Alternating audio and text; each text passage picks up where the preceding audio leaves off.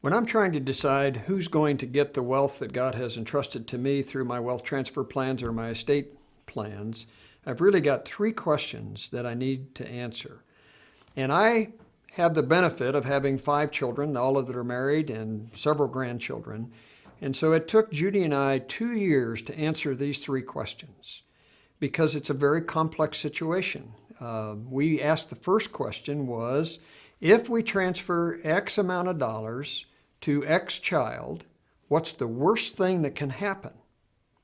Well, that differs because in some cases I've got a teacher or a missionary type child, I've got a single mom, I've got entrepreneurial son-in-law, I've got a banker son-in-law, I've got differing situations. I have an attorney son. They all have differing economic backgrounds and needs, and all of them are doing okay, but we ask ourselves the question, what's the worst thing that can happen if we transfer X amount to that particular child? In one case, we have a daughter who's married a young man who has an intense need to provide for his family. And if we transfer too much in our estate plan to that particular child, we could destroy his need to provide for his family. That's a very serious thing. And that leads to the second question. Well, if this is the worst thing that can happen, how serious is it?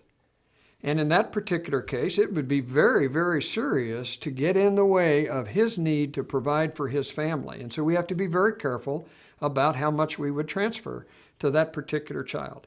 One of our other children, we said, well, what's the worst thing that could happen if we transferred an amount of money to him and his wife?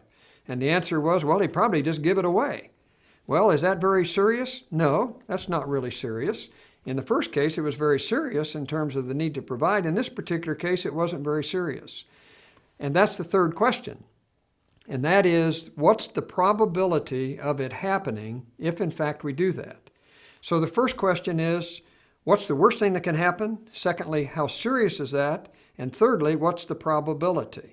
In one particular case, it was a very serious consequence and there was a very high probability, and so it drove our decisions relative to that family different to our single mom, our teacher son, our attorney son, and our other daughter and her husband.